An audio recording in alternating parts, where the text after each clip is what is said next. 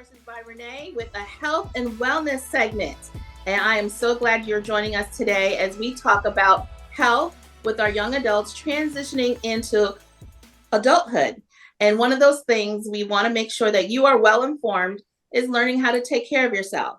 So today we have two beautiful women here and we're going to have them introduce themselves. But once again, we are here for our young adults and anyone else that wants to hear, parents especially, to help our young adults transition. So Miss LaKasha, we'll start with you. Can you go ahead and introduce yourself?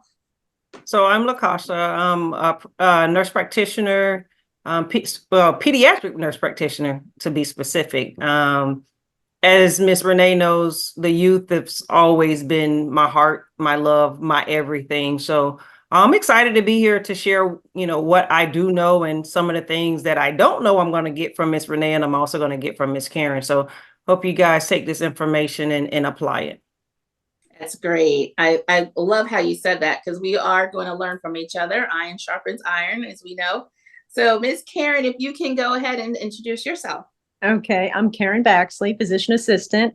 I work in internal medicine. I see adults from 18 and up, but I used to work in family practice for 13 years and saw babies actually 2 weeks till 90, age 90. So I have treated some children and some young adults, and I'd love to help our youth get on a better course. It would be wonderful. Well, thank you so much. I appreciate you both being here and taking some time out to educate and again, to help our young people. So I'm going to go in and ask a couple questions and you just go ahead and answer as you please.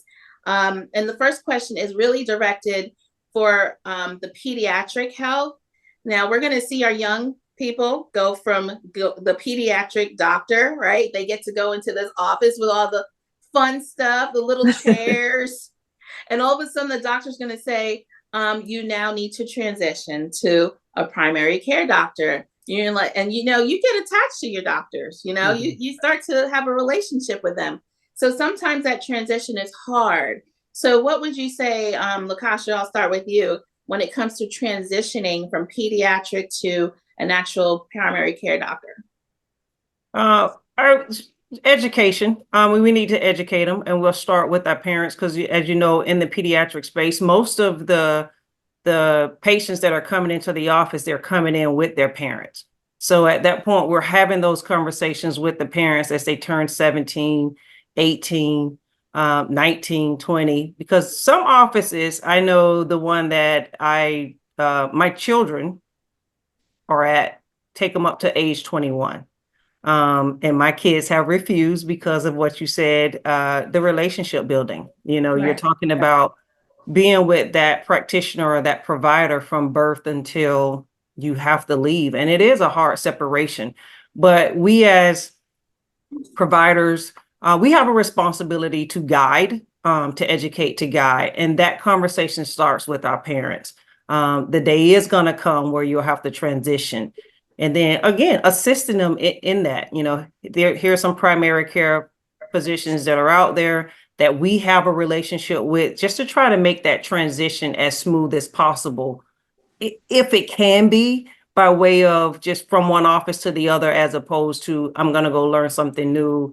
This can be scary. The navigation can be scary. So we as providers, we play just as much of a role in that transition as does the parent and the patient themselves. That's good. Do you want anything to add to that, Ms. Karen? No, I think she's right on target. It's like you have to address it early. And a lot of times the parents have to be very informative to the children. And we see 18-year-olds that come into our office are sometimes, quite often actually, are accompanied by their parents, or one parent, I should say, which makes it an easier adjustment to just have somebody there with them and listening, which is good. Yes. Mm-hmm. Right. That's great. So I know one thing I really want to touch on is just maintaining good health. And sometimes it's so hard to do that. And we see that especially with our athletes that are going out there and they're trying to bulk up, or they're just trying to get even lighter. I've seen some of my students who say, oh, I got to do a weigh-in. So they won't eat all day just so they can lose a couple pounds before they go weigh in.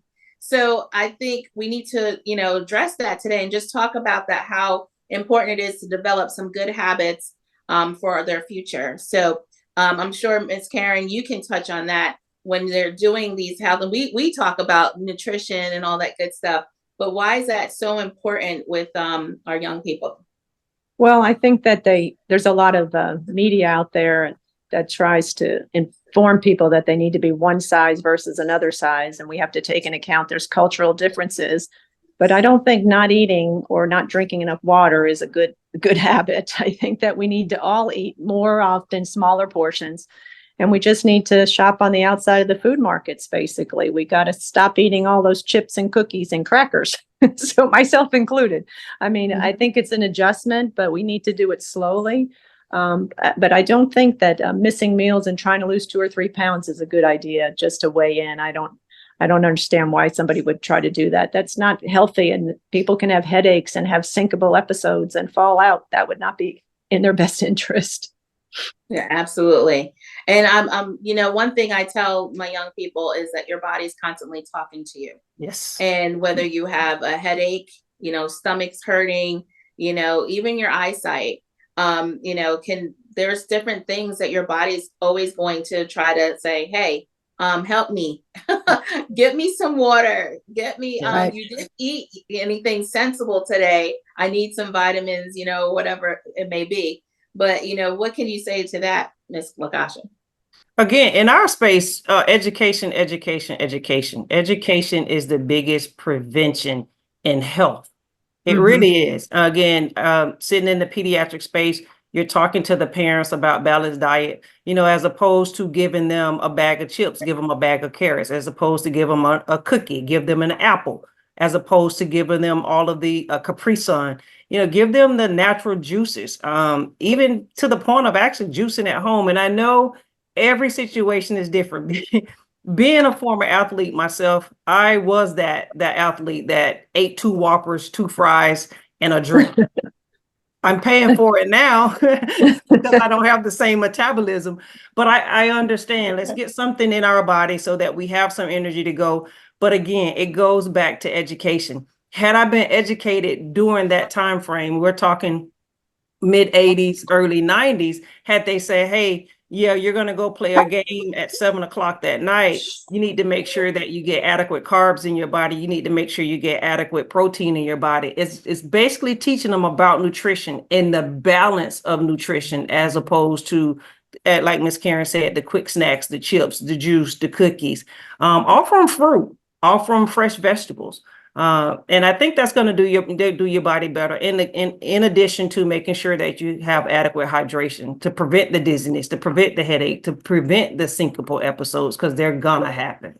And syncope episodes, for everyone out there, is fainting. Oh yes, fainting, to prevent the fainting.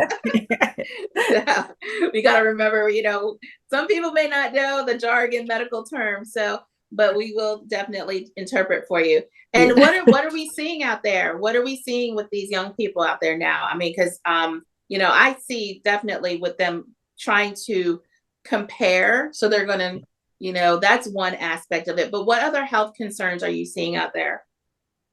I would say, Miss Karen, the biggest health concern that I'm seeing is the damage that they're doing to their bodies through smoking. I see a lot of that. I see the vaping. I see the use of the marijuana, and they want to write it off, because it's legal in one state and not in another. They're going to say it's for medicine purposes, but the damage that is being done to their bodies because I want to be cool, because I want to fit in.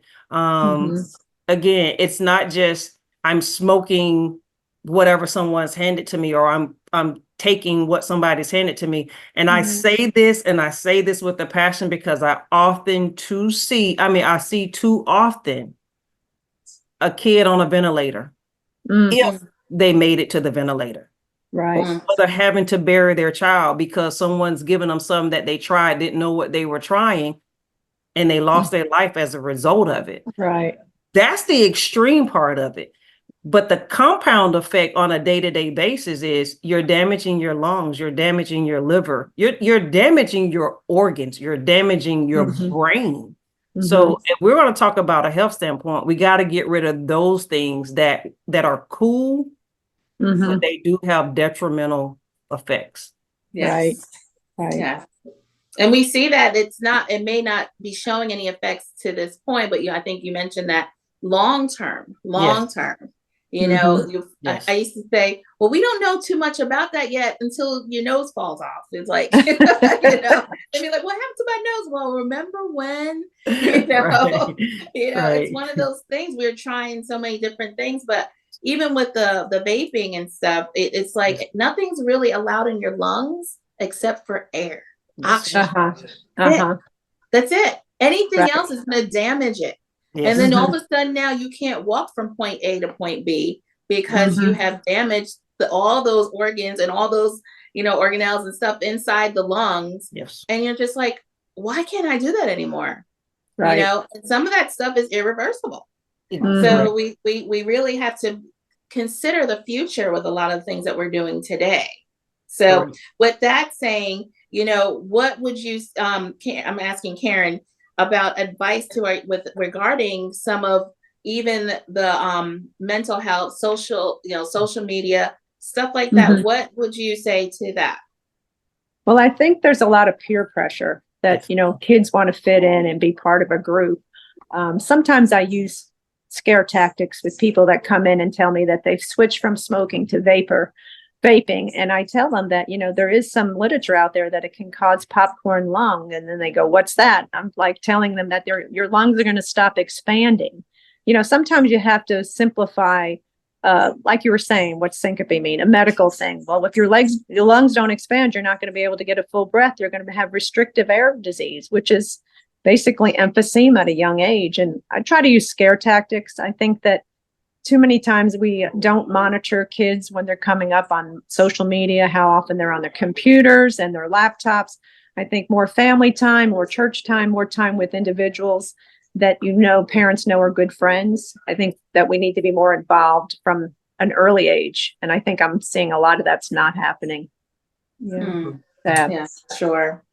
Yeah, the inner circle is so important. And even just I see it with ninth graders. They come in, they have a group of friends, and then by the time they're 12th grade, they only have like one person they hang out with. Right. But right. it's like, you're constantly changing, and that's what I, want to try to convey to we as an adults here, we're changing, we're still changing, we're still growing, so that's one thing. We may like, the color blue this season, and next season we're liking pink, so it's just one of those things that we have to understand, that we're constantly growing. So for again, transitioning again, 11th grade, 12th grade, now we're going into adulthood. What are some things that we really have to pay attention to when it comes to our health? Why is it important, Karen, to make sure that we go and get our checkups? Correct. Why is that so important?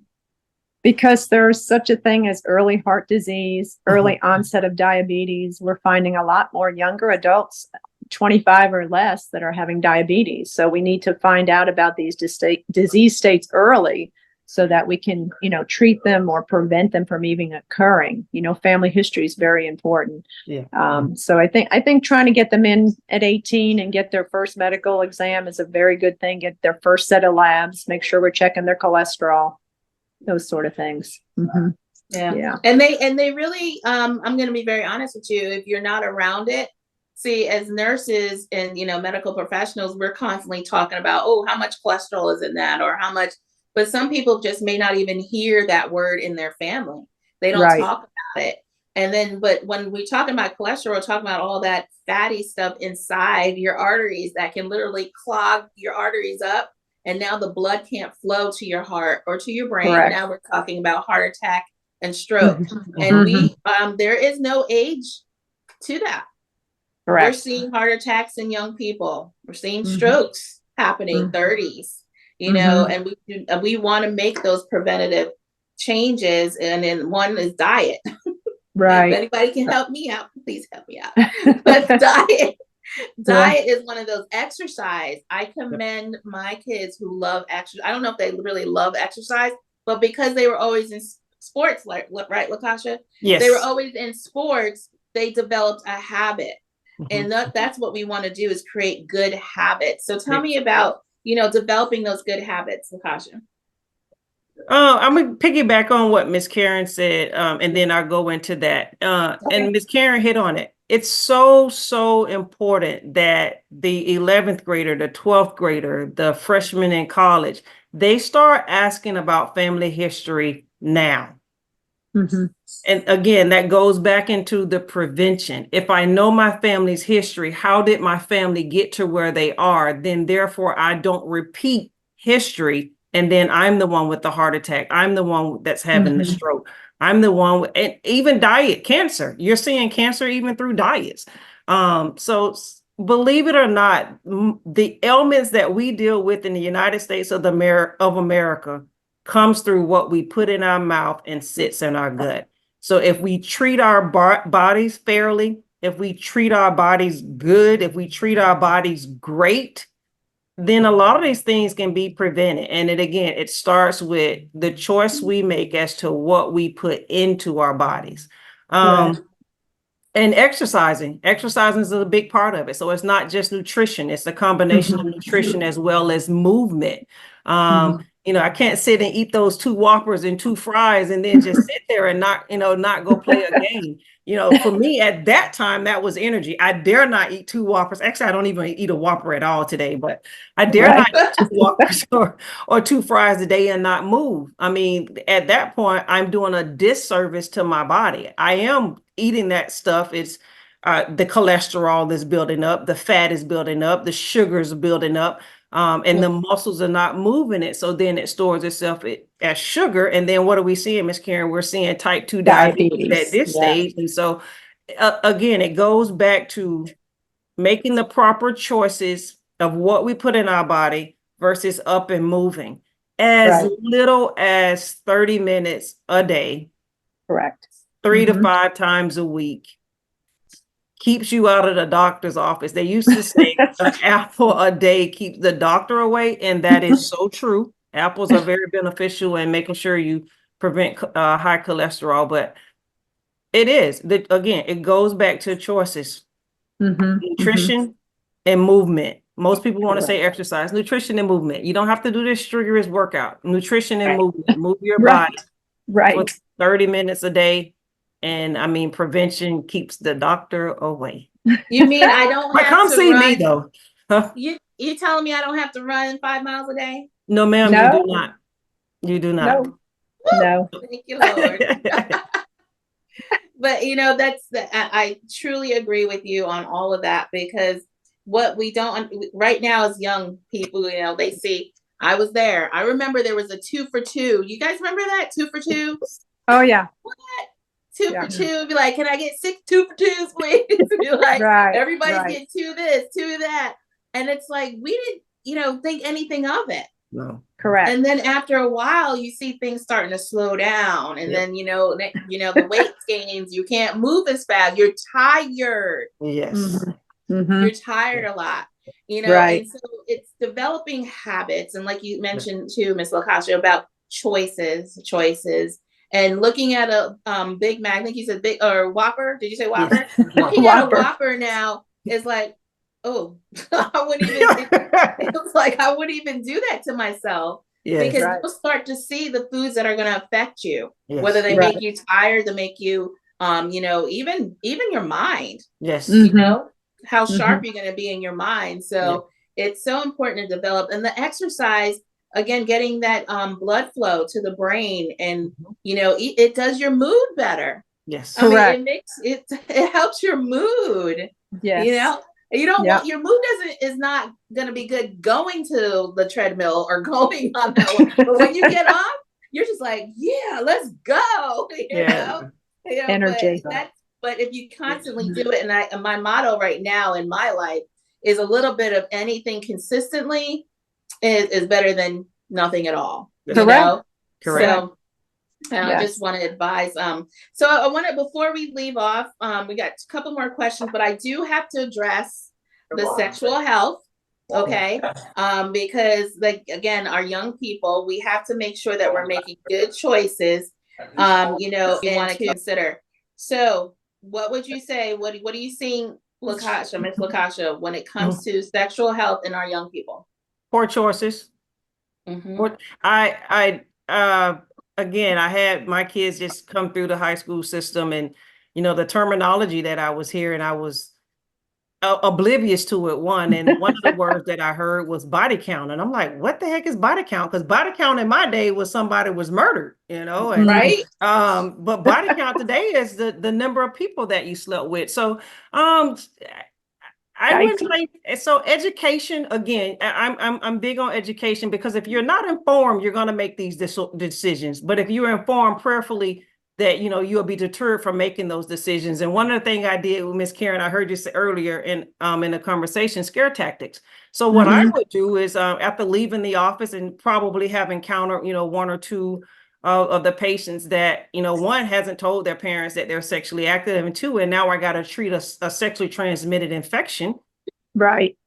So how do we get around that? Especially they're coming in 17, 18, and I'm like, okay, you're gonna have to tell your parents, because they're gonna have to go pick up the treatment so that we can cure what it is that we're dealing with, because of a choice that you made. Again, everything is a choice. It is a choice.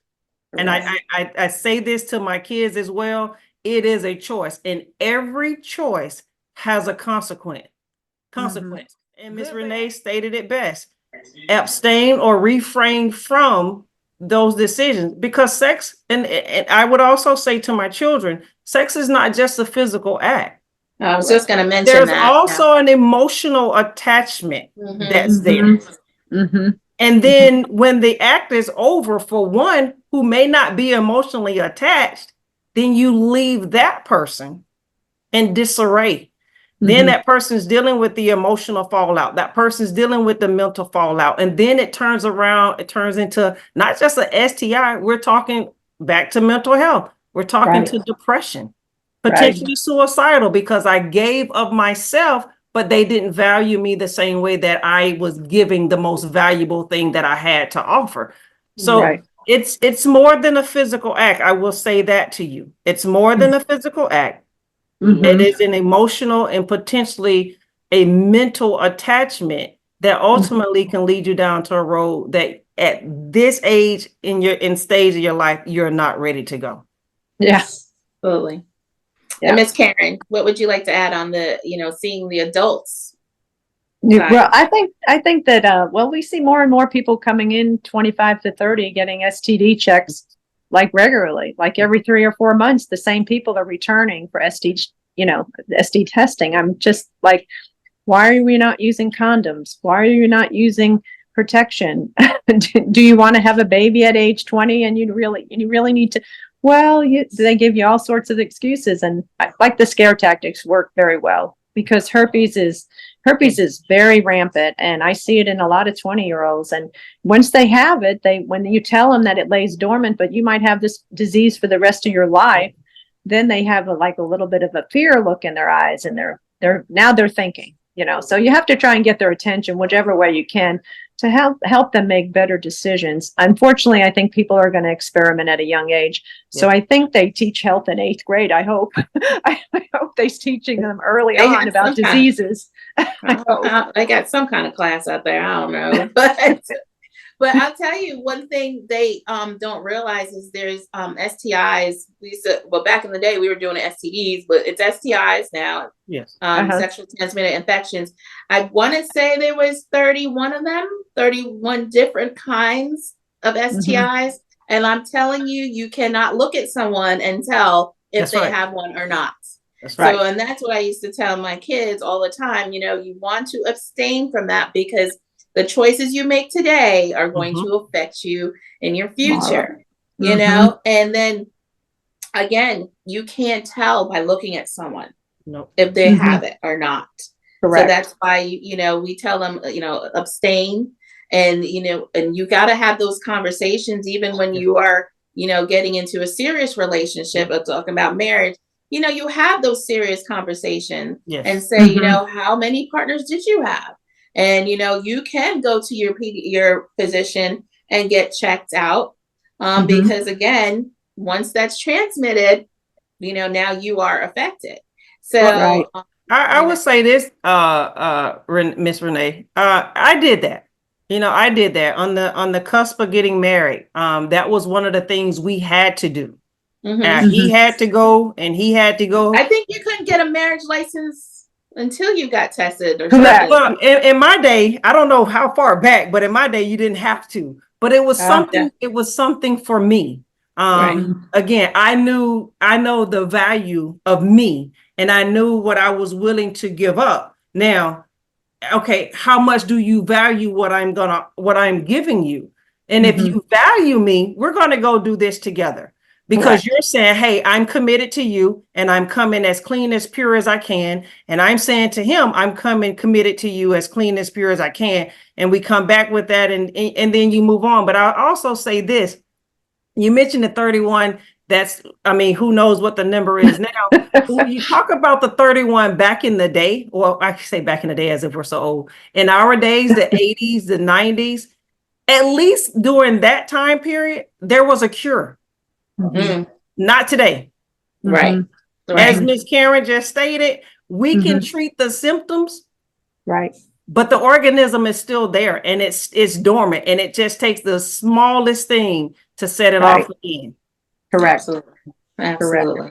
Mhm. So, we just, again, I loved how you said educate yourself, communicate. You Yes. have your physicians, whether it's a pediatrician or primary care, adult physician, you can ask questions. Yes. Because one thing you don't want to do is not treat it. Any Right. type of STI, that's one thing you Yes. do not want to do. And just say, Right. okay, I'm gonna take a couple of Tylenols, it'll go away. No, Right. it doesn't work like No. No, no, For not a sure. good thing. Absolutely.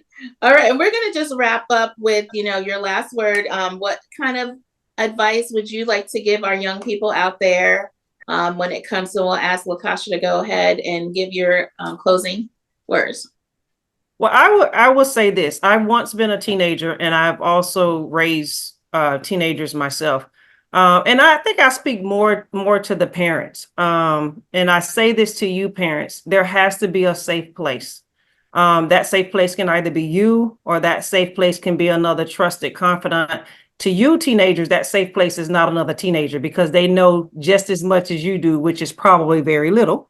So that's not No. that's not your safe place. But parents, please be comfortable if it's not you, that there is a trusted, safe adult that they can go to. Because Good here's point. the important thing: they are talking. They are willing to talk. They are willing to open up. They are willing to be informed. And prayerfully, that safe place is someone who is informed, and will give them the correct information when it comes to making decisions.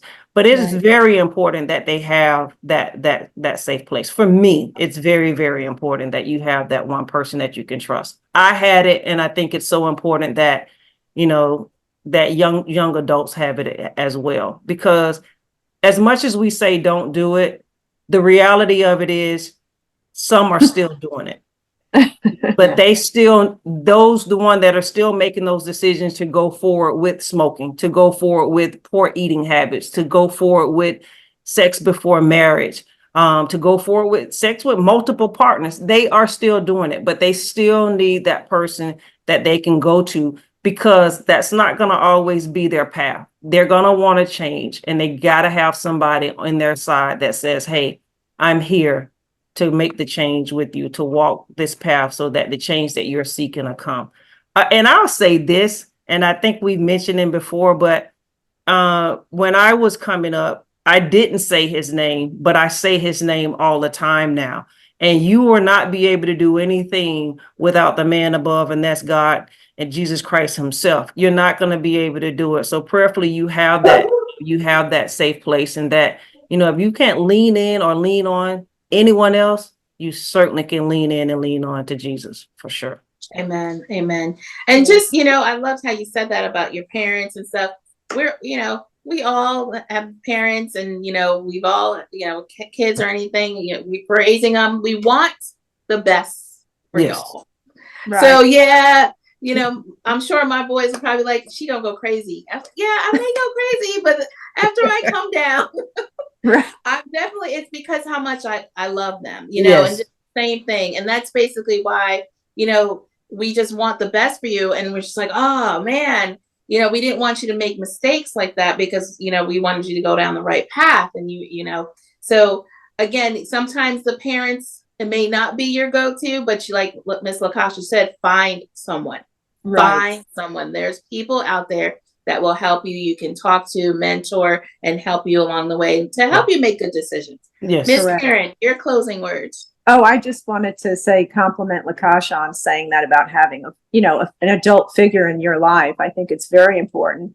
I think teenagers have a lot of stress and anxiety, and sometimes they don't realize that their mind is still developing and that they should have an adult, whether it's an aunt, an uncle, a mother, or father. It's very important. Maybe just to help them through issues with depression, anxiety, and peer pressure. Yes. They want to fit in. That fitting in can be overwhelming. And sometimes they're not doing well in school and grades. So they're not exceeding in math, but they're doing well in science. I think they Yes. need to be patted on the back more.